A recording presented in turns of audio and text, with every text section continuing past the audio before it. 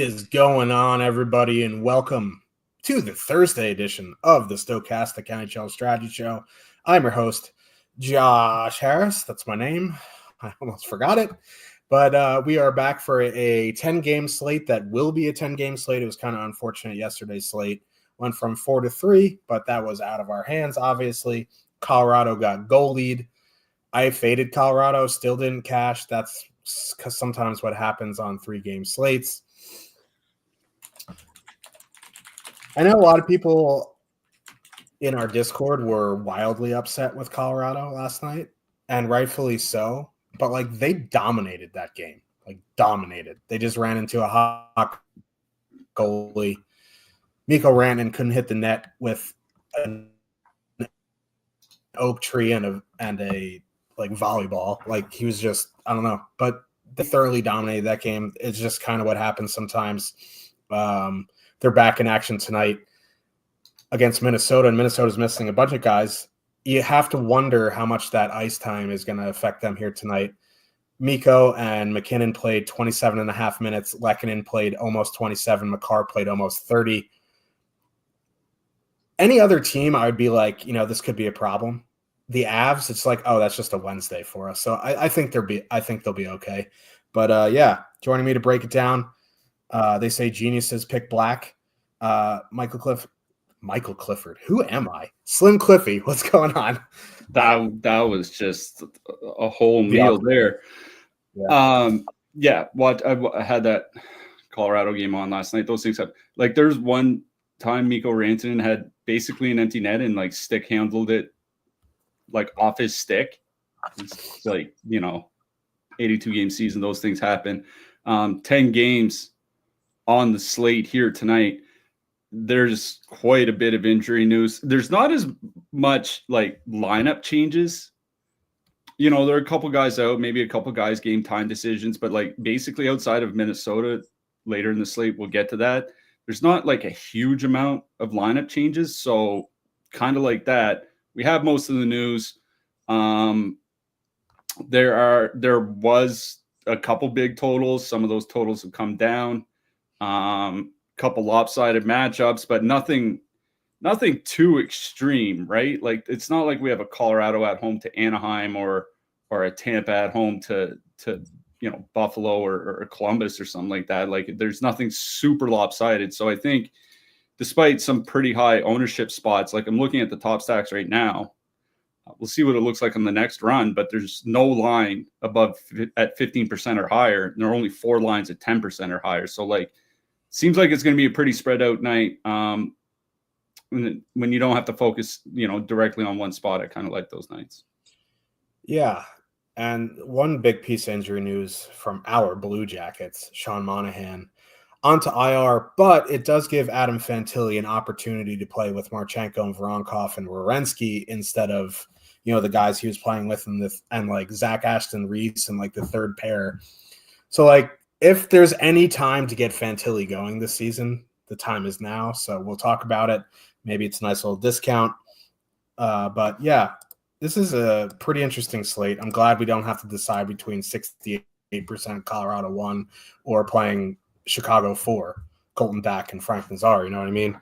They were on the winning lineups last night. So let's get into this slate. Before we do, if you have been holding out on a membership because you're like, man, Haas isn't in Discord anymore. He's back. And if you click the link in the chat, he's still asking ridiculous questions, by the way. You can click the link in the chat and use promo code Stochastic15. That'll get you 15% off your first week or month. You can come into the Discord, ask Haas about how he cooks steaks and catering trays, and we can go about our business here. But let's get into this slate. First game of the night, Buffalo Sabres with a 2.7 total heading into Ottawa. The Senators have a 3.3. Some of the highest ownership in this run is actually on the Senators' top line of Tkachuk, Pinto, and Grieg at 14.7.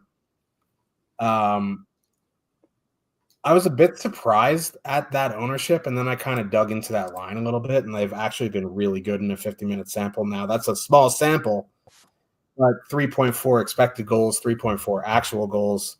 Brady Tkachuk is just a high event.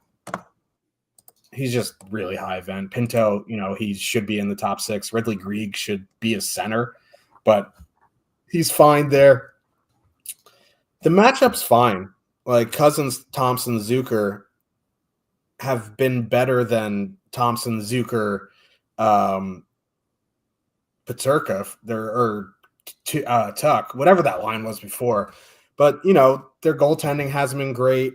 2.2 expected goals against per 60, 4.6 actual. You know what I mean? So, they're still getting beat. I don't mind Ottawa 1 here. I kind of would make it into a power play stack maybe. Like, if you want to make it a little more expensive, leave Greig off and add in a Batherson or something like that. You could do that. The Sabres penalty kill hasn't been great. There are a bunch of totals 3.3 or higher, though. So, there are teams in just as good as matchups with less ownership. You know what I mean? So, it doesn't feel great prioritizing the Senators on a 10-game slate, especially if you've watched them at all in the past 2 weeks. You're like, oh, I don't really want to watch them. But maybe that's a bad bias. But, I don't mind Ottawa 1. I don't mind Ottawa 2. But Cliffy mentioned it on the other show. It's like, how can you really stack Ottawa at this point without Brady Tkachuk? And that is reverberating in the back of my dome right now. So, I definitely agree with that sentiment that if I was going to do something with the Senators, it would be with Brady Tkachuk. On the Buffalo side, I don't love these lines. I don't really love the matchups either. Zoo being up on the top pair is a big improvement over Travis Hamonic. That top line with Pinto has been decent on the defensive end. The second line has been good defensively this season. I guess I would defer to the top line here because Pinto, Greig, Tkachuk haven't been as good as Stützle, Batherson, Giroux defensively, but I don't particularly love Thompson, Zucker, Cousins, and they're more expensive with a lower top 2 stack than Ottawa 1, so it's hard to prioritize Buffalo 1 in this game when you have Ottawa 1 sitting there at home, $1,100 cheaper, and a higher top 2 stack. Obviously, there's a lot more ownership, but you can get different there. I'm fine with the Thompson one-off. I'm fine with a Peterka one-off, something like that. I don't mind. If you are playing Colorado or Tampa, I don't mind a 2-man of Quinn Benson, something like that. But I don't think I'll be prioritizing this game in single entry. Yeah, I'll start on the Buffalo side. The line that would interest me is the top line. I'm not super interested in the depth. One of the big reasons is this Buffalo power play as currently constructed, especially with Jason Zucker there this season, has been pretty good. And not just high shooting percentage or something like that. They're actually generating a lot of shots. It's not like Ottawa's penalty kill is that great. So, you get 2 out of 3 guys on the top line, also on the top power play unit. I mean, Dylan Cousins, kind of take him or leave him at this point. But he's 4,200. If you want to drop down, Jack Quinn is $1,200 cheaper. He's been on the power play. You can just straight swap to JJ Peterka or something like that. It's not like Ottawa's penalty kills anything to be feared, and it's Anton Forsberg again. Linus Ullmark is still hurt. Ullmark has been much better this year than Forsberg. It's another bad season for Anton Forsberg in an Ottawa uniform. It's 1.5 seasons of this now. So it's not like the goaltending is really a concern. Ottawa has been good defensively, but it's one of those games where they could allow 24 shots and give up 4 goals or 3 goals or something like that. You know what I mean? It's not like the goaltending is great. It's not like the penalty kill is good. Neither are good. So I honestly don't mind Buffalo 1 here tonight at 15,800. A big reason is there's just not a whole lot in that price range I necessarily like. Yeah, of course, Ottawa's in play. They're fine. We'll get to our Columbus Blue Jackets a little bit later. They're fine. Otherwise, you're looking at Carolina in a pretty tough matchup against Toronto. You're looking at Boston. Boston's Boston. Looking at the Islanders on the road. You're looking at the Vegas depth. You're looking at one of the broken Edmonton lines. Like, there's just not a lot there that I particularly would target. So if you're looking in that 15K-ish price range, I think Buffalo 1 is perfectly fine, especially if you're worried about that ownership on Ottawa. It is the Ottawa side I like. I don't mind turning it into a power play stack for the reason that Buffalo's penalty kill on the other side isn't that good either. Certainly nothing to be super concerned about. What worries me is Ridley Greig has actually been getting a lot of ice time. There are times where he's played in the top 6, but still played like 12, 13 minutes. That hasn't been the case. The last 5 games, he's averaging over 18 minutes a game. You only get one guy on the top power play unit. That's probably the concern. I would probably just stack the even strength lines. If you want to turn into a power play stack, that's fine. What I'll say about Ottawa too, Stützle, Batherson, Giroux, is they have legitimately been good this year. They're up closer to 100 minutes total ice time, 2.7 expected goals, 3.8 actual goals per 60, shooting 9%. Like 9% is nothing. It's just a little bit above league average. Like it's nothing extreme. And they're scoring 3.8 goals per 60 minutes. Those guys tend to all get heavy minutes. Stützle probably gets the most ice time of any forward. I honestly don't mind going down to Ottawa 2. If I did that, if I went to Ottawa 2, then I would take off Giroux and put on Tkachuk.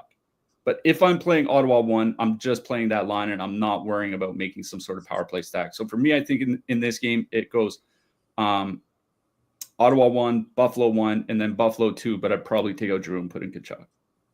Fair enough. Basically, you got to have Tkachuk if you're playing the Senators. Is the point. Well, yeah, I think he's the 3rd highest projected winger on the board tonight behind Kucherov and Pasternak, and he's not that far behind. It's like 0.4 points behind Kucherov and 0.2 behind Pasternak. Like, he's legitimately one of the top plays on the slate. Like, it feels bad to leave him off a stack when he has that high of a projection in a 3.3 total. Oh, yeah, no, I definitely agree with you there. Boston, the Bruins with a 2.7 total heading into Tampa Bay. The Lightning have a 3.3. Tampa going Kucherov, Point, Gensel, Hagel, Cirelli, Geeky. Boston going Pasternak, Zacha, Geeky. It's the Geeky Bowl. Marchand, Lindholm, Coyle. I'll start on the Boston side. I see Boston 1, 15,800, 5.6% top 2 stack, 6.4% projected ownership. Cliffy just mentioned, like, in that range, there really aren't many options there, and that's probably why they have 6% ownership. I get it, but it's a pretty tough matchup going into Tampa and facing that Cirelli Hagel line. With Geeky there, they've been really, really good at both ends of the ice. So at that point, like, I think I would prefer to play Buffalo. Now, obviously, if you had a one-off one guy from either of those lines, I think I'd take Pasternak 1, Tage Thompson 2. But I don't think I would full stack Boston 1 here. I don't really want to play Boston 2. They're pretty high event. They trade chances. So does Tampa 1. So, like, from that instance, I guess, like, for 12,400, you could throw them into a filler bin, but I don't particularly love it. But that Lindholm, Marchand, Coyle line has been pretty bad defensively this season. And they're going to get that Kucherov, Point, Gensel matchup, and they're 25,600, and that price has come down 1,200, and I still think they're way too expensive, right? That line has been good. Don't get me wrong. This season, 3 expected goals per 60, 4.2 actual, but for 25,600, you want better than that. And Swayman has been better. Boston's been a little bit better defensively. They look very uninspired in their last game, which is a concern. But, like, if I'm paying 25,600, like, I'd rather power play stack the Avs. I'd rather power play stack the Oilers here tonight. It's just too expensive for a single entry. In MME, like, I think this is an interesting spot to get like 4 or 5%. and go about your day. My favorite line in this game is probably Hagel Sorelli Geeky at 16,000, but that's kind of pricey for them. You know what I mean? Considering it's only Hagel on the top power play. So again, this is another one of those games where I don't think I'll prioritize it in single entry. And there's some stuff that I would have in MME that I wouldn't be exactly thrilled about. Yeah, I'll start on the Tampa side, and it's the same thing as always with Tampa. If you want to pay over half your salary to one line, then go ahead and do it. I just don't do it. Like, that's just kind of it. It's like I'll never play like a $26,000 line or whatever, almost regardless. I mean, just look at what happened against San Jose. So like almost regardless of the matchup, I just probably won't do it. So if you want to play them, play them. I'm not. Like, they've been really good. Don't get me wrong. I will say Jake Gensel's shot rate has gone down again. Remember, he started pretty slow for his shot rate, picked it up for like 8 or 9 games, and now the last few weeks it's gone down again. So that worries me. If you want to play them, play them. But I'm going to be honest, like, I'd probably just rather go play Colorado. We'll talk to them. We'll talk about them in a little bit. I'd rather play the Avs. So nothing for me from Tampa. On the Boston side, like, they are running new power play units. That's something that was a change at Morning Skate today. The top line, the Pasternak line, plus Justin Brazeau, plus Mason Lowry is one power play. The second line with Charlie McAvoy is the second power play. I don't think it's really going to matter. You know what I mean? Like, it's been one of the worst power play teams this entire season. That's why I really don't like Boston. It's like, you're really going to have to get there entirely at 5-on-5. Maybe get an empty netter. Like, if that works out for you, great. But in that price range, like, at similar-ish ownership, I'd honestly rather go play Buffalo.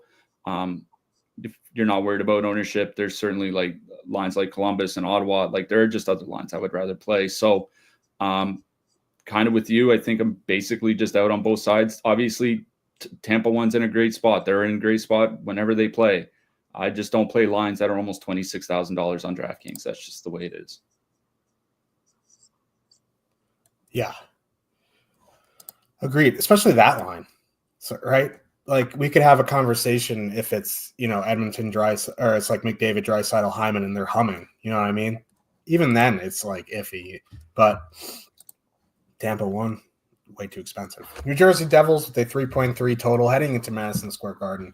The Rangers have a 2.8. Igor Shesterkin is back. Filip Chytil is out. Arthur Kaliev making his Rangers debut on the third line with Johnny Brzezinski and Brett Berard. Rangers going Panarin, Trocheck, Lafreniere, Zibanejad, Cooley, O'Reilly, Smith.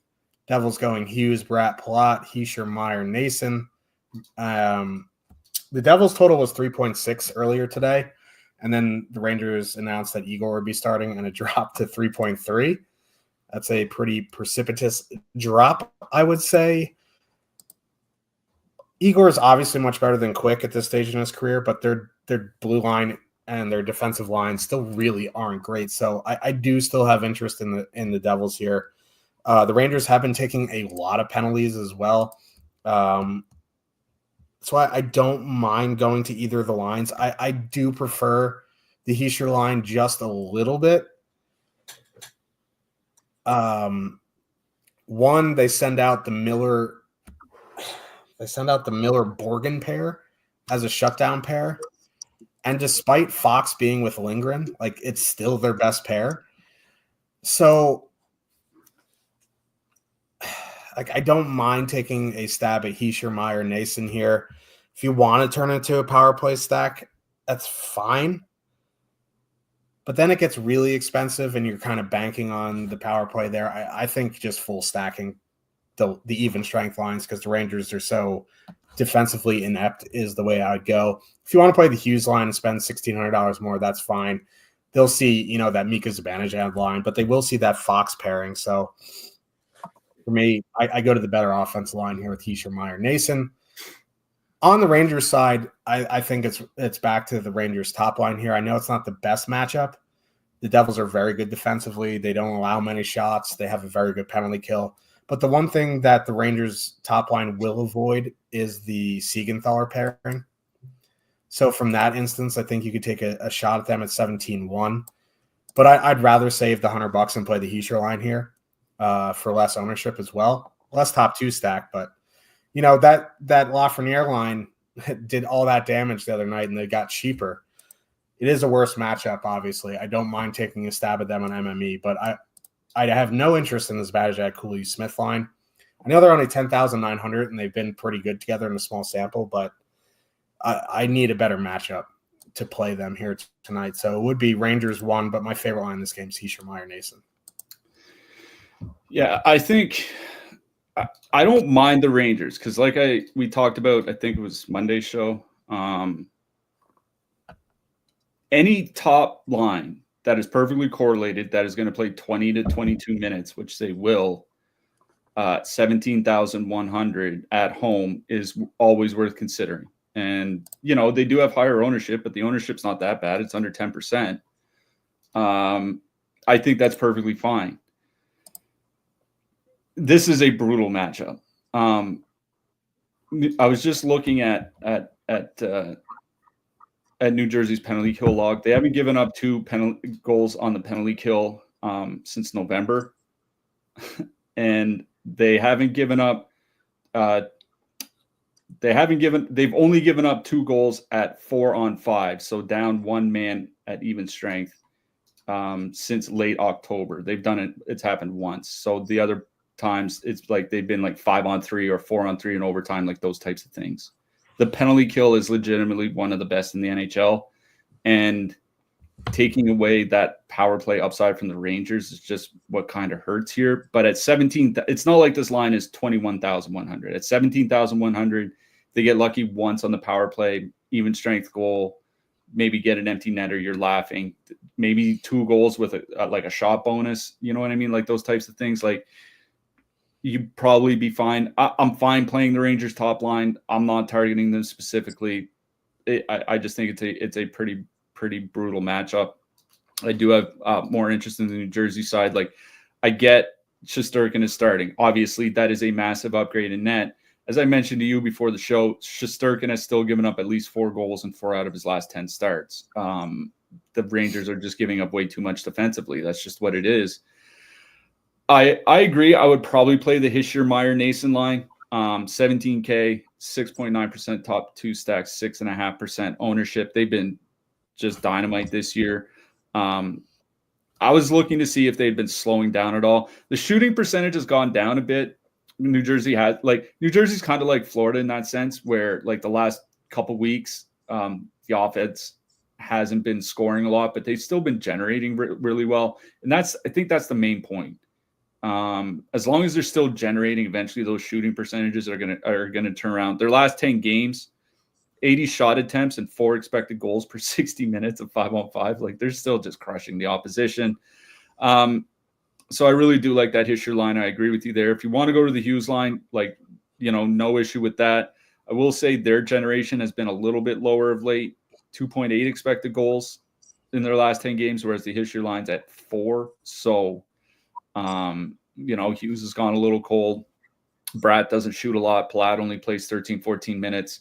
I really do like that Hischier, Meyer, Nason line. It's my favorite line in this game. So I would probably go Hischier line, then the Panarin line, then the Hughes line. In general, I like the New Jersey side better.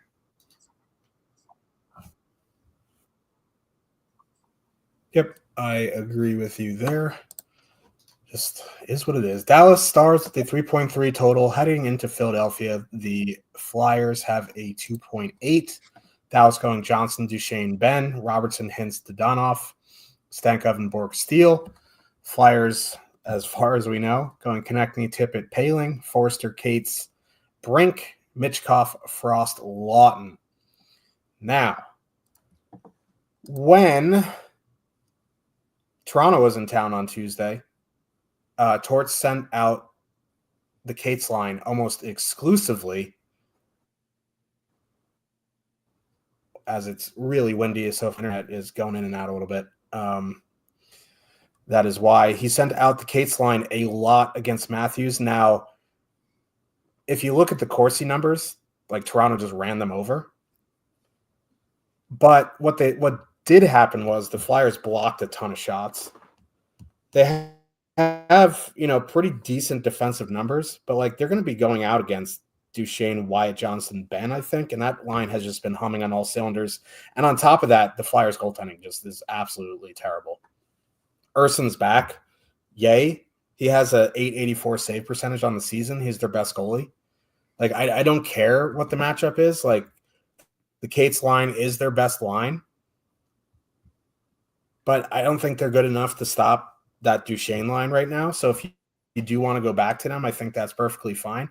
They're 16,300 at 8.9%, a little bit of negative leverage. But again, like Cliffy said at the top of the show, like there's nothing in that mid-range, really.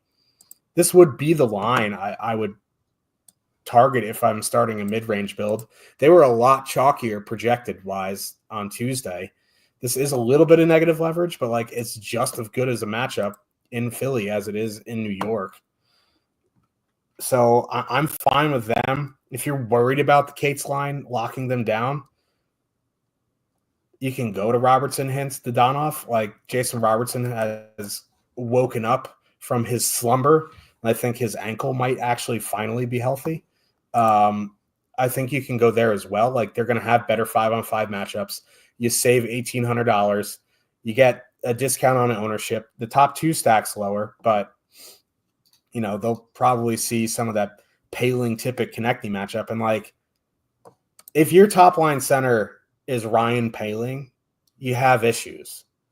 I like the guy, but like he should not be a top line center. So I do really, really like both Dallas lines here. I think I would defer a little bit to Johnston, Duchesne, Ben, but I think, a two-man of Robertson, Hintz is fine. If you want to leave on Dadonov because he brings down the average cost, I think that's fine as well. On the Flyer side, I don't mind a Tippett Konechny two-man, but really, like, if I was going to stack anything, again, it would be Forrester, Cates, Brink. Their price hasn't moved. They've been playing a fair amount of minutes. They're 8,600, so they fit with absolutely everybody, and they're coming in under 1%. So on the Flyer side, it would be that line. I think there's two playable lines for Dallas here tonight. I'm just not playing anything from the Flyers. I'm not stacking anything, that's for sure. Like if you're playing a super expensive stack and you want to play a cheap Cates, Forster, Brink line, like it's okay. 8,600, 0.4% top two stack. Like they skate together at all strengths, so it's fine. But I'm not stacking anything from the Flyers. If I really have to play anything from the Flyers, one off Konechny, basically about it. Like I just don't have interest in the rest. This is a pretty bad matchup against Dallas, even with Casey DeSmith in net. For me, the interest is on the Dallas side, obviously. We've talked about it in the first half of the season, is that the Dallas top power play unit has struggled quite a bit. But it was all shooting percentage related. Like their shot rates on the power play were very high. Expected goals rates on the power play were very high. They just weren't finishing. Should probably mention the top power play unit has 3 goals in their last 5 games. If that power play unit is starting to finish like as they've shown the previous couple seasons and to the level commensurate with the shot rates that they're generating this year, it really changes the outlook of those top Dallas players. It really does. And I think you're starting to see it recently. Like I was mentioning to you before the show, I think Wyatt Johnson has 13 points in his last 10 games. Jason Robertson, I believe it's 12, maybe also 13. And over the last quarter of the season, over the last 20 games, Wyatt Johnson is like 5th in the league by individual expected goals. Like after a slow start, he has been a completely different player over the last 6 weeks. So, I mean, I like the Dallas side. I like going right to that Johnston, Duchesne, Ben line. I'm not worried about any of the Flyers matchups. Like even if the Flyers do have a good defensive line, which I'm still dubious about, their goaltending negates any good defensive ability that they have.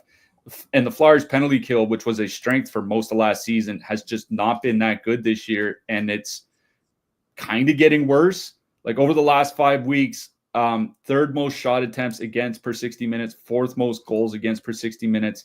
So you have a Dallas power play that seems like their shooting percentage is starting to regress positively as we expected. We have a Philly penalty kill that's not been that good all season and has been pretty bad over the last 5 weeks. And Dallas, I believe, is first in the league over the last 5 weeks in power play opportunities drawn per game. So this is a team that's getting better on the power play, getting more power play opportunities, going up a bad penalty kill with a bad goalie. Like, for me, it is a Dallas game.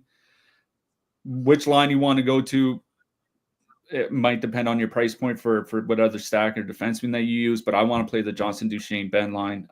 Hasn't been a big sample, but in their 65 minutes together, 74 shot attempts, 4.4 expected goals, 6.5 actual goals. It's shooting 15.5%. But the thing is like, even if they were shooting 10%, they'd still be around like 4.1 goals per 60 minutes, which is absurd. Like, they are just creating a lot. So I really do like that Johnson, Duchesne, Benn line. If you want to drop down to that Robertson line, no issue with that. But for me, my interest in this game is Johnston, Duchesne, Benn. Yeah. And in Wyatt Johnston's last 10 games, on top of having 13 points in his last 10 games, he's played 19 to 21 minutes in 9 of them. So, like, he's getting ice time. I mean, if I'm not mistaken, Johnston, Duchesne, and Benn are their 3 most used forwards ice time per game over the last 5 games, and which is not something that usually happens. Usually it's like Johnston 1, maybe you'll see like Robertson 2, and then Duchesne 3, and then, you know, like maybe Benn 4, Hintz 5, like those. But no, it's this line is the top line 1, 2, 3 by ice time. Yeah, and outside of the last game, Robertson played 20 minutes. They had a bunch of power plays. He played 15 minutes in like 4 of the last 5, something like that. So they're really pumping the ice time for that Duchesne line. We did get a new update on the top stacks. Thank you, Jacob. Edmonton Oilers with a 3.7 total heading into Pittsburgh. The Penguins have a 2.7. Why Connor Brown is still on the top line, I don't know. Do you know? I don't know. But he's there. I mean, to be fair, yeah, like the Oilers have won 4 in a row and are 7-1-1 in their last 9 games. Like, I kind of get why they're not changing much. Yeah, no, I get it. It's Connor Brown. Pittsburgh going Crosby, Rust, Raquel. Malkin is a game time decision. If he's out, it'll be Bunting, Glass, Beauvillier. Edmonton going McDavid, Nugent Hopkins, Brown, Draisaitl, Arvidsson, Podkolzin, Hyman, Henrique, Skinner. Edmonton has the highest road total on the slate. The second high, no, they have the highest total, period, on the slate. It's obviously the highest road total of 3.7. Both of these top 2 lines are coming in under 10% projected. It's a good 5-on-5 matchup. It's a good power play matchup. I do have a lot of interest in Edmonton here. Do I stack Connor Brown here? I don't know. Like, they're cheap enough. Like, Nugent Hopkins is still 4,700. Now that Hyman's out on the third line, he's only 6,300. It would only be $3,500 more to take off Brown and add in Hyman, which would be $20,800. All things relative. That's still $600 cheaper than the Pittsburgh top line here. So I don't mind making this into a power play stack, as in don't mind, like, I like it. Now, I think if you're going to 5-on-5 stack, it would be the second line. But again, at that point, it's kind of like the Ottawa thing, right? If I'm going to play the second line, I'm going to leave off Podkolzin and add in McDavid. But like, from a 5-on-5 standpoint, they have a great matchup, and that line has been legitimately good all season. Even if Malkin's back, that second line has been a bit rough. So it's like, honestly though, like, for me, if I'm playing the Oilers, I'm doing some sort of power play stack here. If you can't afford that, I think I would stack like Draisaitl, Arvidsson, Podkolzin. But again, it is a chore in my head anyway to stack the Oilers without McDavid. On the Pittsburgh side, Crosby, Rust, Raquel, 21,400, 8.7% top 2 stack, 1.3% projected ownership. That would be the only line I'm interested in on the Pittsburgh side. I don't have a ton of interest in single entry, but in MME, like, I just don't have a ton of faith in the goaltending. Like, Edmonton has been a legitimately good defensive team. They've had a good penalty kill, but sometimes their goalies just have like these moments of lapses by moments, I mean games, where they just get lit up. So like I don't mind taking a stab on Pittsburgh 1 in MME. The price isn't great considering how many minutes they play, but at that ownership, fully correlated, I'd take a stab. Yeah, on the Edmonton side, what I will say is that if I'm playing an even strength line, it's probably Draisaitl, Arvidsson, Podkolzin. One, they are cheaper. Two, they have been legitimately good all year. 150 minutes, 3.6 expected goals, 81 shot attempts per 60 minutes. Like, it's just crazy how good they are. They were starting to finish. Like, that was the problem basically for like the first 20, 25 games, especially with Arvidsson out, is they weren't finishing. Now they're actually starting to finish and the goals are starting to go in. So like they've been excellent, not worried about any of the 5-on-5 matchups. So if I'm stacking even strength, it's Edmonton 2. If I'm playing Edmonton 1, I think I'm doing what you said, and it's leaving off Connor Brown and putting in one of Hyman or Draisaitl. Like at that point, I'm just going to make it an expensive stack, take advantage of a Pittsburgh penalty kill. Pittsburgh over the last 5 weeks, their penalty kill is dead last by shots against per minute. Now think about how bad this Pittsburgh goaltending has been this season, and now think about their penalty kill giving up the most shots per minute. That's what Edmonton's walking into. So, yeah, I'd be pretty tempted to go McDavid, Nugent Hopkins, Draisaitl, McDavid, Nugent Hopkins. I don't like the idea of playing Hyman. I don't hate it. 6,300, like the guy's played under 16 minutes in his last 2 games. He hasn't played over 18 minutes in 5 straight. Like now that he's on the third line, he's getting basically middle 6 minutes with top power play time. It's not a lot, but it is a good spot for him to donk on the power play. So yeah, if I want to play McDavid tonight, I just turn into an Edmonton power play stack, but I have no issue playing Edmonton too. In fact, their game the other night against Boston, they just threw out the Podkolzin, Arvidsson, Draisaitl line with the empty net. Like defending the lead late in the game, they had Vasily Podkolzin and Victor Arvidsson on the ice. I think Arvidsson got the empty netter. So the fact that they're getting empty net minutes kind of matters here too. So I do like the idea of just playing Edmonton too. We talked about like in that mid price range, there's not a whole lot. I'd rather play them than Boston. I'd rather play them than the Islanders. I'd rather play them than Carolina. But if I want to get McDavid in my lineup, and I think there would be reason to, considering this Pittsburgh penalty kill is really struggling, I would probably go to Edmonton. Also, one thing I will mention, the Edmonton power play hasn't necessarily been as good as we've seen in recent seasons. It's getting better lately, and the one thing that I noticed is Evan Bouchard's shot rate has gone down. He's not just pounding the puck from the blue line anymore.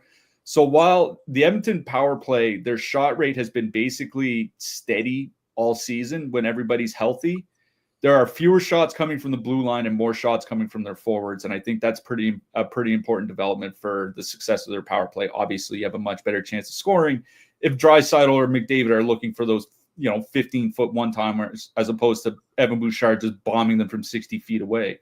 So I do like the idea of an Edmonton power play stack, but I really do like Edmonton too here as a mid-price filler. Yeah, no, I do as well.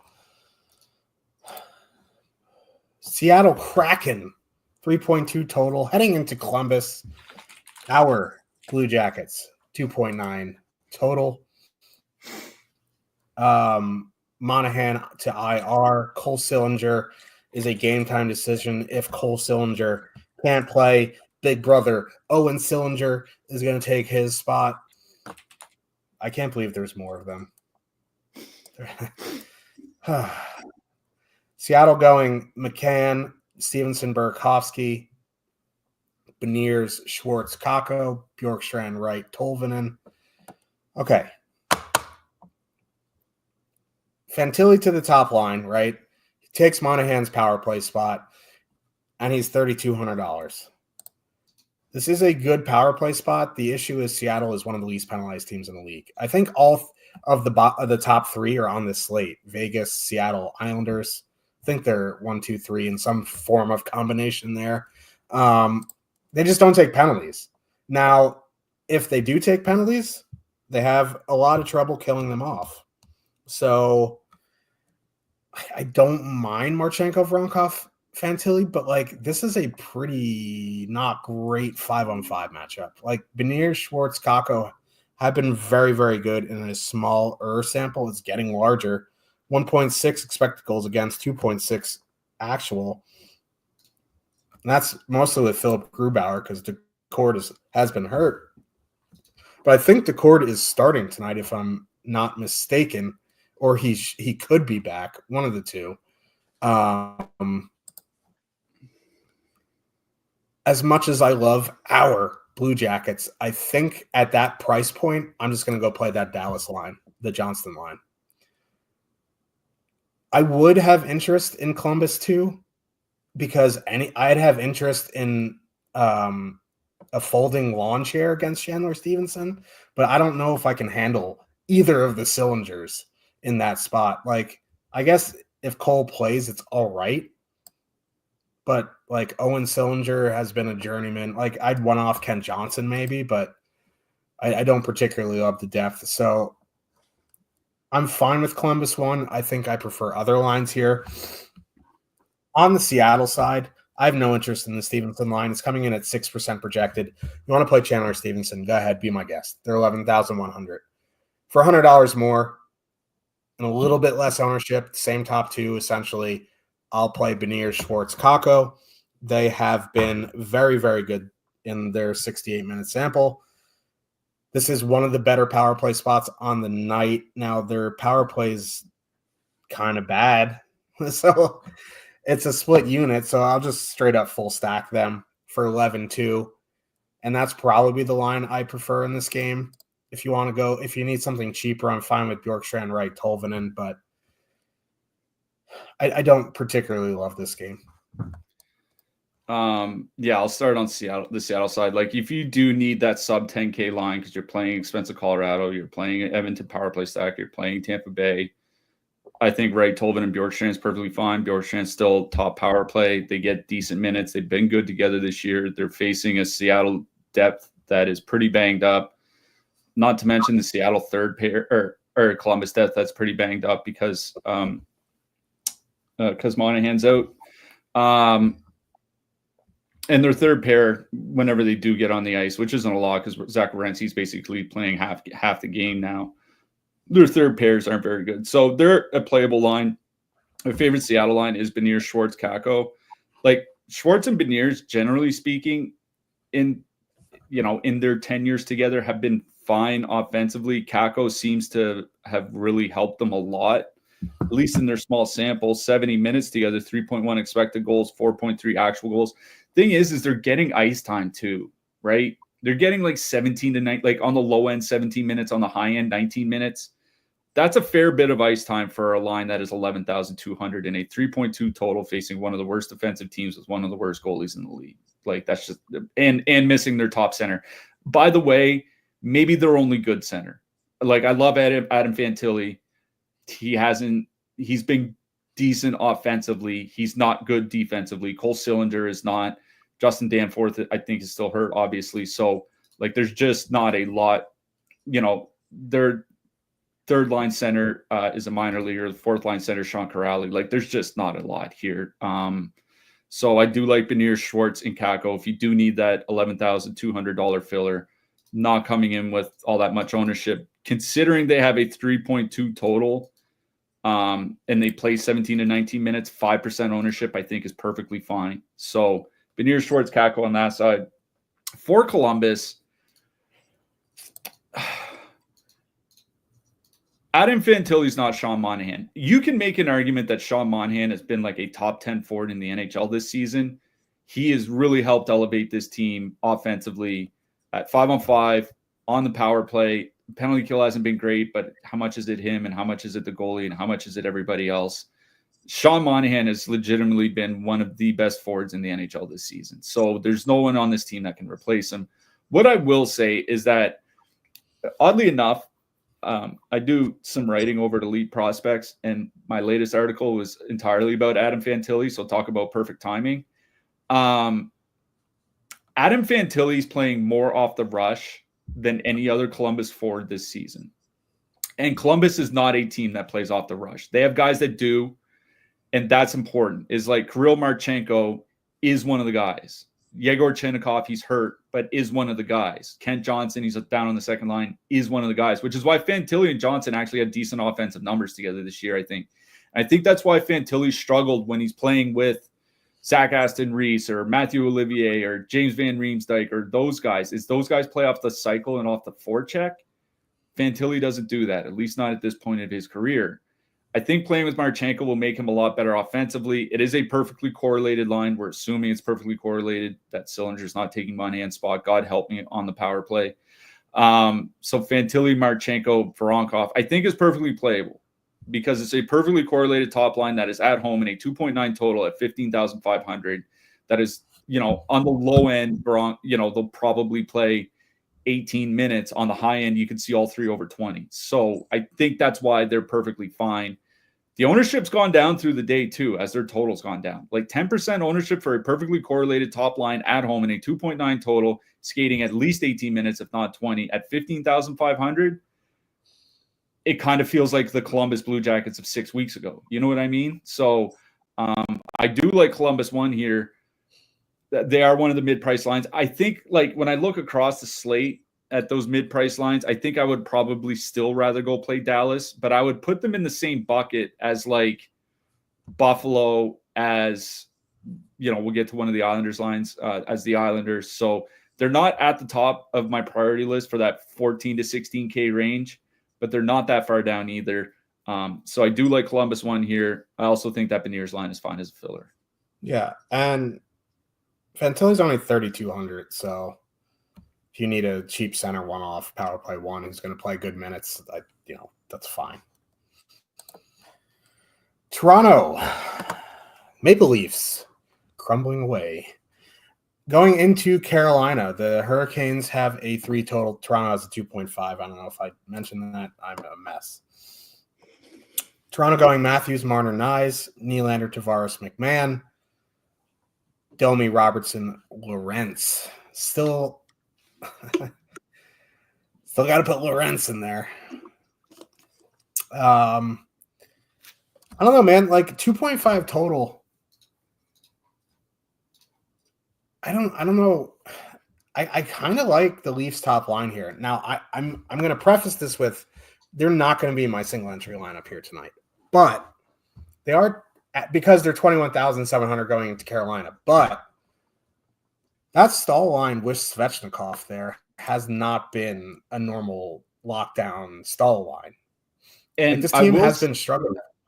Just to jump in real quick, I will say they're using the Sebastian Aho line more often in shutdown matchups now. It's not you go into Carolina and you face Jordan Stahl 90% of the time anymore. There are games where Aho is taking most of the shutdown matchups, and if not, it's like 50-50. Yeah, and that Aho line with Jarvis and Roslovic has not been that good defensively. The Aho line with Svechnikov and Roslovic were good.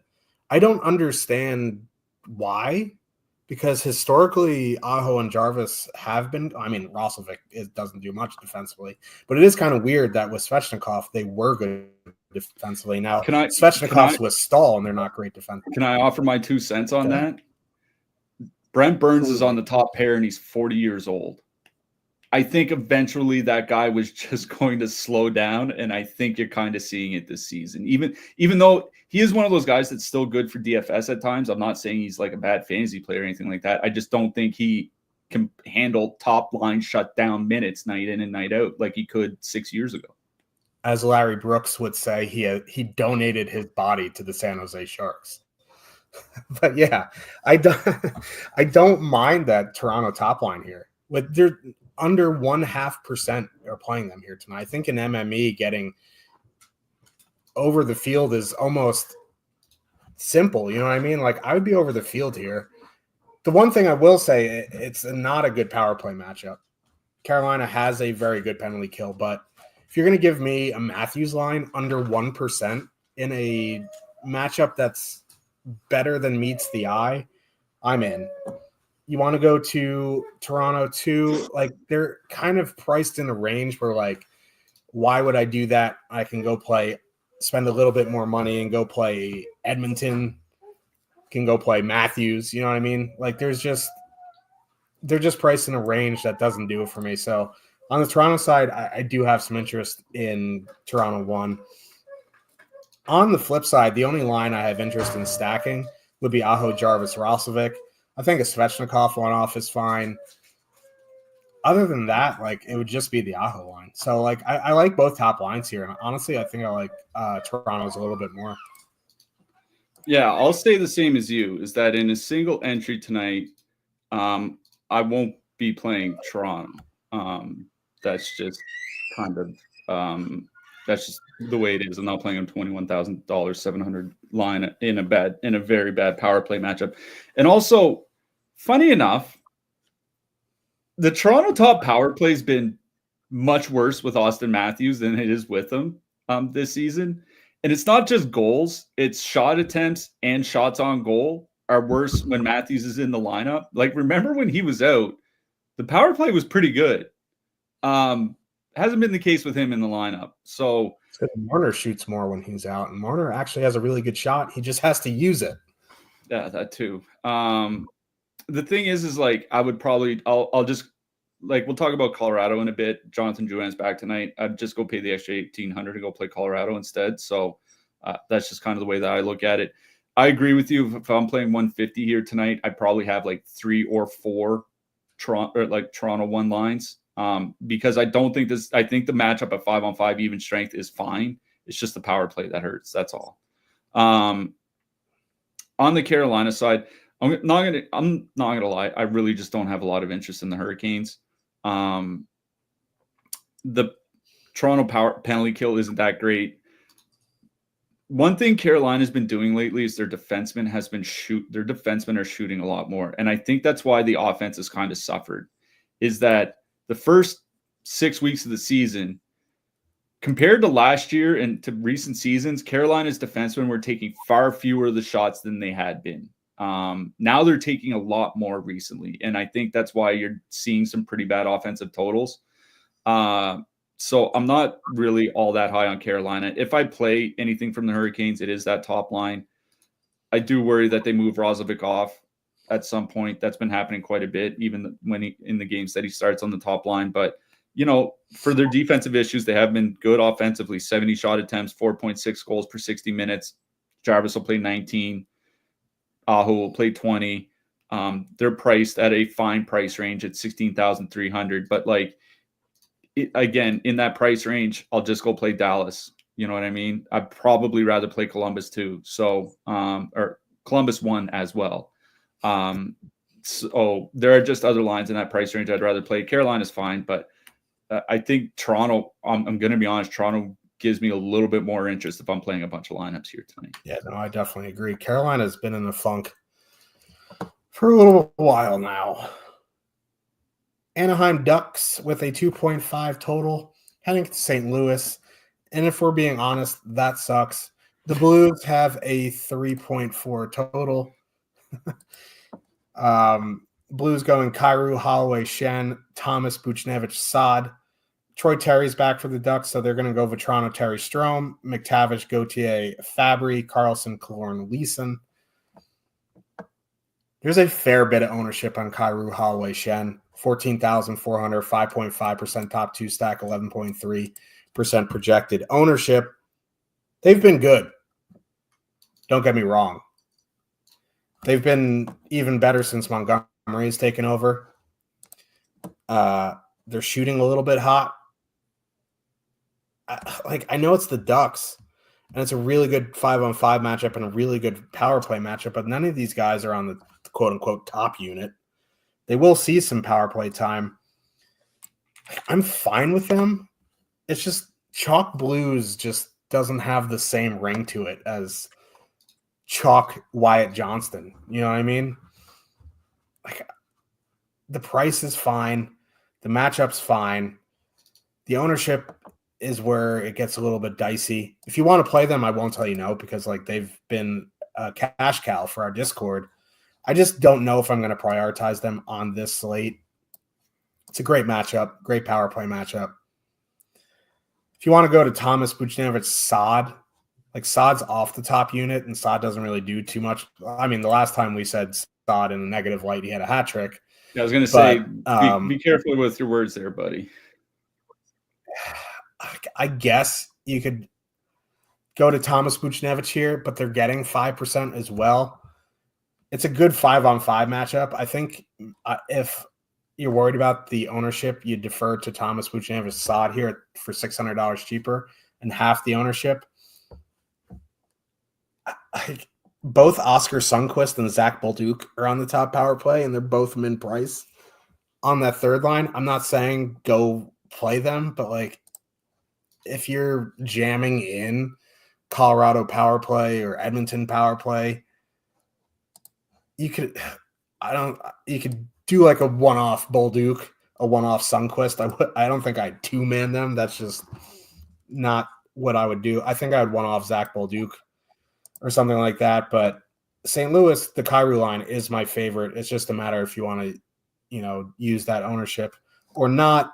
On the Anaheim side, they've been sending out Holloway, Kyrou, Schenn against top competition of late, and they've been pretty good defensively. I'm still fine with a Toronto Terry Strome, but I'm not prioritizing them in single entry by any means because at 15,600, I'd rather go play Columbus. I'd rather go play Dallas. You know what I mean? I'm fine with McTavish, Gauthier, Fabry if you need a line under 10K to fit in those expensive stacks. They've been pretty good defensively. That Thomas Buchnevich Saad line has been fairly leaky defensively. Not that, McTavish, Gauthier, Fabry are good defensively, but for 9,900, that'd probably be the line I would go to on the Ducks. I'll start on the St. Louis side. I mean, there is a lot of ownership on that St. Louis line. As you mentioned, 11%, just over 11% on Schenn, Holloway, Kyrou. Even at that ownership, I still really like that line. Like the thing is like we do have a sample of them playing well together this year for 150 minutes now, under two different coaches. 2.9 expected goals, 3.2 actual goals. They're skating 17 to 18 minutes, give or take. Jordan Kyrou has 31 shots in his last 10 games. He's shooting the puck. Obviously, Dylan Holloway can shoot the puck. Braden Schenn, he kind of is who he is, but, at 4K, you don't need him to have a big game. So I kind of like that St. Louis line. Like, I think in that price range, I agree. I would probably rather go play Dallas, 16,300. Obviously, they're more expensive, but I would probably still rather play them. But there's still just not a lot there that I really like. So they're the only line. I don't want to play that Thomas Buchnevich Saad line. Like I'm ready for Brandon Saad to hurt me again, but like, that guy had the hat trick off the power play, doesn't do a whole lot. For me, it is about that Schenn, Holloway, Kyrou line. They've just been really good. There is a lot of ownership, but that's just kind of the way it goes when you have a 3.4 total at home to Anaheim. Gonna be honest, I have some interest in that Anaheim top line. For the reason that you mentioned is that Thomas Buchnevich line is not good defensively. Thomas Buchnevich and Saad. In fact, if you want to just look at the time Saad and Thomas together, they have really bad defensive numbers. And while we're kind of extolling the virtues of the St. Louis Blues and their defensive play over the last couple episodes, they've given up 12 goals in their last two games. Now, obviously, that's kind of an anomaly. They're not going to give up 6 goals every game, but it should show us that this is a team that still has some holes on defense and whose goaltending still isn't elite or anything like that. That Anaheim top line, I was looking to see if they're slowing down. Still pretty bad defensive numbers, but offensively, 2.8 expected goals, 3.5 actual goals per 60 minutes. Troy Terry's averaging 3 shots per game over his last 20 games, and he's the second. He's like the number 2 shooting option on that line behind Frank Petrano. So I kind of like that Anaheim top line. Again, I would probably rather go play Dallas, but for me, in this game, it goes St. Louis 2, Anaheim 1. That McTavish line is fine to play if you need a sub 10K line, as you said, but it's the Troy Terry line and it's the Braden Schenn line I have interest in. They're kind of in that mid-price range with Columbus, with Dallas. Those are basically the 4 lines in that price range that I'm really considering playing here tonight. So I do think there are 2 lines in play in this game. Like, it is a 6 total. There are goals expected here. Anaheim's bad defensively. St. Louis goaltending isn't all that great. So I do think there are reasons to like both sides here. Yep. Colorado Avs with a 3.1 total. Heading into Minnesota, the Wild have a 2.8. Colorado played last night, lost to the Hawks 3-1. Cliffy thinks that Drouin is back. I think, I mean, I can't find it. None of the sites have it, but you said he's going to be back. That could give you a nice I'll go look time. for the tweet real quick while you're introducing. Yeah, and Minnesota is a mess here tonight. So they're going to be without Faber, Brodin, Spurgeon, and Kaprizov. Marc-Andre Fleury is sick, so I don't know if they're going to have a backup goalie. They could have a emergency backup. David Jiricek is going to make his debut. That's the guy that was on Columbus that got traded over there. As it stands, McKinnon, Rantanen, and Lehkonen, right? If Drouin is in there, they would be 23,500. And if he is in, he should go right back to that top line, top power play. As you know, they lost last night. Either way, I do really like Colorado one here. They're coming in at 7.2% projected ownership, 25.5% top two stack. Now, they're going to see a lot of that Eriksson, Hartman, Johansson matchup, and that line has honestly not been good. You throw in no Faber, Brodin, or Spurgeon. I was going to say, man, with their top three defensemen missing, I don't really give a shit which forwards are on the ice. Yeah. And like Gustafsson's good, but like their blue line is going to be an absolute mess. I don't have a ton of concern that McKinnon, Rantanen, Lehkonen, and Makar played an absolute boatload of minutes. These guys are used to it. I would imagine they'll still play 23, 24 minutes here tonight. So I do really like Colorado one, whatever the iteration is of that. Don't have too much interest in the depth at all. It would be Colorado one or bust for me. On the Minnesota side, there is a lot of ownership coming in on Minnesota one. Boldy, Zuccarello, Rossi, 16,800, 12.7% projected ownership with a 10% top two stack. It is going to be Blackwood in net. And they've generally been good defensively all season. Georgiev, Wedgwood, whomever couldn't stop a nosebleed. Blackwood has been good with this Avs team, and they're already good defensively. So I again, without Kaprizov, without all these puck-moving defensemen, at 16,800 with negative leverage, almost 13% projected ownership, I'm out on Minnesota one. Pretty much just out on Minnesota. Yeah, found the tweet. It was Corey Massasak who writes for the Denver Post. He asked Bednar, do you expect Jonathan Drouin to play tomorrow night? This was yesterday. He said, yes, I hope so. I mean, I guess, yes, I hope so is probably about as good as we're going to get. I do think Drouin is going to end up playing here tonight. It would make the top line cheaper. Like, I really do like Colorado one here. Like, the thing is one, they're $2,100 cheaper than Tampa Bay. That matters. Like if you play Drouin on the top line, that does matter. Especially when you're looking at playing like a $9,000 line, or maybe you can go play something from Seattle or something like that. You know what I mean? So I do think that matters. They're going to get a lot of ice time again. Minnesota's missing half their defensemen. And it's the thing is, it's not like they're missing their bottom three defensemen. They're missing their three best defensemen. You take that much out of the lineup plus Kaprizov. Like I really, really do like Colorado one here.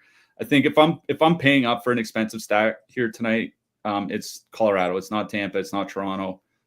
It's Colorado. So I really do like Colorado one. They've been good with Drouin on the top line. Hopefully he plays. If he doesn't play, you're going to have to make sure you have a defenseman in a late game so that you can swap off Drouin and then up to Lehkonen, or else, you know, I guess you could do something like make sure Drouin is in your utility and then just swap down to middle stat, something like that. But just beware, you're going to have to pay attention to the news. Really do like Colorado one. No interest in Minnesota. Like that top line's been on a great run lately. Don't get me wrong. They've also been shooting over 17%. They're just not a 17% line. No line is. No line is like there might be one line in the NHL that's like a 13% line, and it's in Tampa. So no interest in Minnesota. at that ownership. Like if I'm going to play a 16K-ish line, I'm going to play New Jersey, going to play the Rangers, going to play Dallas. That's just kind of the way it is. So no interest for me on Minnesota. I do have a lot of interest in Colorado. Yeah, and just on top of that, Brock Faber's their best puck mover. So, like, who's getting that? Like, Yurchak, yeah, sure, he's a rookie or whatever, and he's a highly touted prospect, but, like, who's getting them the puck? You know what I mean? Like, Faber plays heavy minutes, best puck mover. I don't know. They burn me. If they burn me spot of the night, and that's the Minnesota top line. New York Islanders, 2.7 total. Heading into Sin City, the Golden Knights have a 3.3 total. Vegas going Eichel, Stone, Pearson. Hurdle, Carlson, Dorofeyev. Olofsson, Howden, Kolasar. Islanders going Lee, Barzal, Nelson. Horvat, Palmieri, Duclair. JG Pajot, Sipelkoff, and Casey Cizikas. I don't know, man. Like, I don't – late hammer Islanders, baby. I don't particularly love them here. I guess, if anything, it would be Nelson, Barzal, and Lee. Vegas, like, forget the power play matchup. Like, Vegas just doesn't take penalties. I think they're under 2 times shorthanded per game. Something ridiculous like that. They just don't take penalties. That Eichel, Stone, Pearson line in a small sample has been very good defensively. I don't know, man. Like, I don't particularly love these lines. If you need a filler, I guess Horvat, Palmieri, Duclair is fine. But Vegas is just a really good team. The Islanders aren't a very good team. They have a 2.7 total, so you do got to consider these lines. Horvat, Palmieri, Duclair if you need a filler. Lee, Barzal, Nelson is more of an MME type play because of their price. I'd rather just go play Columbus, go play Dallas, et cetera, et cetera. On the Vegas side, like, I guess it would be the top line. I don't have a ton of interest in Vegas here tonight. It's like the Islanders don't take a lot of penalties either. They have trouble killing them off when they take them, but they don't take a lot. Vegas doesn't draw a lot of penalties. The top line's almost $20,000. There's other lines in that price range I'd rather play. So I would defer, I guess, to the second line, Hurdle, Carlson, Dorofeyev. They've played very well together. They're a little bit under 15K. The problem is you can't fit them in with, the more expensive stuff. So they'd be more of a mid-range type deal. So this game is pretty much an MME type game for me. Yeah, these are the two teams taking the fewest penalties per game of any team in the league this season. And over the last 5 weeks alone, they're 2 of the 4 lowest penalized teams. And for drawing power plays, it's basically the same. The two of the 4 lowest power play opportunity marks on the season. So I wouldn't expect a lot of special teams time here, which is why I'm not worried about power play correlation from the even strength lines or anything like that. On the Islanders side, I don't mind Lee Barzal Nelson line, but I think, as you mentioned, there are just other lines in that price range I'd rather play. Like they're fine. 3.7% top 2 stack, 4% ownership. Lee and Barzal have been good together this year. 4.3 expected goals, 3.8 actual goals. Those are really good numbers. A fair bit of that was with Horvat. Even without Horvat, they've been pretty good. So I do think this could be a good offensive line. But in that price range, you do have Dallas. You do have Columbus. Ottawa has a little bit more ownership. I mentioned Anaheim that I think I'd rather play them as well, just because I think it's a little bit of a better power play spot. So I don't dislike that Islanders Barzal line. There are just other lines in that price range I'd rather play. And I agree with you. I think if I was playing 150, I would be heavily considering them. Single entry, 3 max, 5 max, whatever. I don't think so. I don't have interest in the rest. No. On the Vegas side, I do have some interest in that top line. Now, we do slander Tanner Pearson quite a bit here. It's contractually obligated. A little bit. I should mention he does have 5 shots or 11 shots in his last 5 games, and he's got 2 goals and 5 points in his last 5 games. Most of that skating on the top line. Stone and Pearson have only played 40 minutes together this season, but they've been on the ice for 4 goals in those 40 minutes. So, Stone and Eichel have been able to carry just about any winger that they've had. And when you look at that price range tonight, there's just not a lot there, right? Like a couple $1,000s more expensive, you're looking at Toronto and Pittsburgh. A little bit less expensive, you're looking at Toronto or the Jack Hughes line. There's just not a lot. Like if you're looking for a 19, a line between like 18 and 21K, give or take, in that price range, there really isn't a lot that I really want to play. I think this Vegas line would be at the top of the pile for me. It's a 3.3 total. The Islanders are not good. They don't take a lot of penalties. They cannot kill off any penalty. Like Vegas can easily go 1-for-1 here tonight. You know what I mean? Like they don't need 4 power plays to get on the board. The power play has been really good besides that.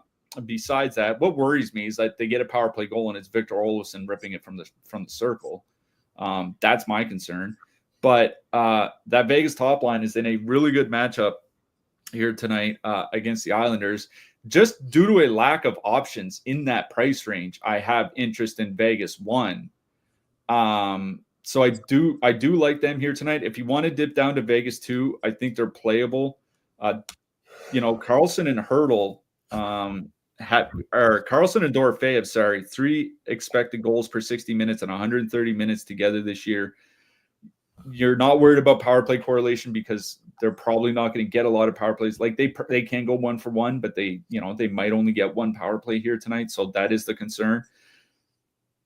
But again, in that price range, like I'm looking at Dallas, I'm looking at Columbus, looking at St. Louis, like there are just some other spots. So I think for me, if I'm playing anything out of this game, single entry, 5 max, whatever, it's Vegas 1.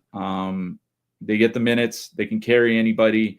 Pearson's not expensive. There's not a lot in that price range. I kind of like Vegas 1 here, but I also think the Barzal line's playable if you're playing a bunch of lineups.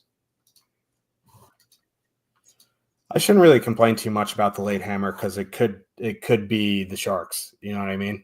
So we are blessed that as the Sharks are not on this slate. Let's talk about defensemen here. The 2 really expensive guys, Werenski and Makar. Werenski's 8,800. Makar is 8,500. I think they're both very playable here tonight. Underneath them, it's Bouchard, Rasmus Dahlin, Victor Hedman, Noah Dobson in the 6K range. I think, Bouchard and Dahlin are very playable here. Don't have a ton of interest in the other guys. I think if I'm going to spend up, it would be Makar 1, Werenski 2, Bouchard 3, Dahlin 4. What are you seeing up there? Yeah, by the projections, Werenski's number 1 again for any defenseman over 6K by raw point total, and he's also number 1 by point per dollar. Noah Dobson would be just behind him. I'm not playing Noah Dobson here tonight. I feel like I just kind of jinxed myself, and I'm not playing Noah Dobson. Makar is number 2 by raw point projection. He obviously has a much worse point per dollar total. I don't mind Evan Bouchard here tonight. Like if you don't want to play Edmonton, I don't mind just like one-offing Evan Bouchard. I think Rasmus Dahlin makes a lot of sense. But yeah, my favorite defenseman above 6K here tonight is Zach Werenski. Big surprise. I think there's a lot in the mid-price range to like in that 4 to 6K-ish range. Like Thomas Chabot, pretty good matchup against Buffalo, I would say. It was his last game out that he had his last game out, he had a goal with 5 shots, playing pretty consistently between like 23 and 25 minutes. He's getting good ice time. I like those mid-price defensemen from Edmonton. Ekholm a little bit better than Nurse, but I think Ekholm and Nurse are both in play. I mean, Vince Dunn and Brandon Montour are certainly both in play. Over on the Seattle side, like I would probably rather play Dunn than Montour, but Montour does get a ton of minutes and he has a slightly better point per dollar projection. So I think they have 2 defensemen in that price range. Justin Falk, I think, is in play in a great matchup for St. Louis at home. Dougie Hamilton's his ice time is a concern, but it's still a good matchup against the Rangers, so I don't mind him. Like there's a lot in that 4 to 6K range I like tonight, which is why it seems like I'm talking about a lot of $15,000-ish lines for forwards, is because it looks like there are a bunch of defensemen worth paying up for here tonight. For cheap defensemen, like cheap, I think Zach Bogosian honestly makes a lot of sense. Like, listen, him and Jake Middleton might honestly both play over 25 minutes here tonight. So, those are a couple guys to keep in mind. Adam Pelech, he's getting good ice time for the Islanders with their injuries. Keandre Miller is projecting well. Don't know why, because the Rangers are ass, but Keandre Miller is projecting well. If I was paying attention. Yeah, Josh Manson, he's back under 3K. He's certainly playable in that good matchup. Artem Zub, his ice time predictably has gone up without Hamonic and Jacob Bernard-Docker, so he's fine. If you're looking into that 3 to 4K range, Cam Fowler and Luke Hughes both make a lot of sense here tonight. Dante Fabro, Brett Kulak, and Chris Tanev. Listen, man, Jake McCabe still out for Toronto. Not like Tanev's going to play a ton of minutes, but that guy is like averaging almost 3 blocks per game, and he's facing one of the most shot-happy teams in the league. So I think playing Chris Tanev makes sense too. If you need a min-price guy, Will Borgen. I don't love Will Borgen, but he's min-price. In 4 of his last 5 games, he's played 19 or more minutes, and he's kind of a Walmart Jacob Trouba, or like he will block a bunch of shots. He does like taking some wild clappers from the blue line. So, if you need a min-price guy, the Borg is all right. Yeah, there's a compliment. Jacob Trouba, but worse. Yeah. Trade Jacob Trouba to get the Walmart version back on the team. Great job, Chris Jury. Let's go talk about some goalies here. I know Tyler, our boy Frostback, is super thrilled with Trouba, especially that alley-oop to Huberdeau the other night. Top of the board for goalies is not ideal, to say the least. I don't really like spending up, but if I was going to spend up, I think Mackenzie Blackwood would be the guy. I think Markstrom's all right, but the thing with like Markstrom is like the Devils just don't give up enough shots. So like at 8K, it's better than 8,400, but like that's still a concern. In the mid price, if it is Joey Decord, I would have interest in him at 7,600. Joe Woll, 7,400 as well. Spending down, Sorokin at 7K, I guess is fine. The Ducks goalie does interest me. It's still the Blues, right? Still the Blues. They're both 6,900, and I guess Igor is fine, but I'm contractually obligated to mention Igor Shesterkin at 7,200. Yeah, the 2 expensive goalies that stuck out for me were Andrei Vasilevsky and Adin Hill. I think Vasilevsky, over at Stochastic Projections, has the highest point per dollar projection of any goalie here tonight. Listen, man, Boston can't score on the power play. As long as Vasi doesn't give up 3 at even strength, I think he should be okay. Adin Hill, pretty good matchup at home against the Islanders. The Islanders have having a tough time scoring might be an understatement for them. Not a lot else in the super expensive price range that I'm really looking towards. In that, I do think Joey Decord, it's not expensive, but 7,600 if he gets a start would probably be thrown in that bucket. There are a couple cheap goalies I do like. He's not cheap, but Joseph Woll going into Carolina. Like I said, Carolina's defensemen have been taking more of the shots. The team's having a little bit of trouble scoring. They still generate quite a bit. That's the thing. So, like, I don't mind Joseph Woll here tonight. I do think whoever starts for Anaheim, like, they're the same price, so I don't think it makes that big of a difference. But whether it's Dostal or whether it's Gibson, I do think if you need a super cheap goalie, both under 7K against St. Louis, I think that makes a lot of sense to me here tonight. Yep. We will be back tomorrow for a 5-gamer. Kings are on the road, so we don't have to worry about it going down to 4. Who do you like him for your hat trick pick? I don't know if it's spicy or not because the team's in a pretty good spot, but I'm going Victor Arvidsson. We love Victor Arvidsson when he was on the Kings. We need a breakout game from Victor Arvidsson. I'm going to go spicy because that's what I do, and I love to feel the pain of former Rangers doing well. So, Capo Caco.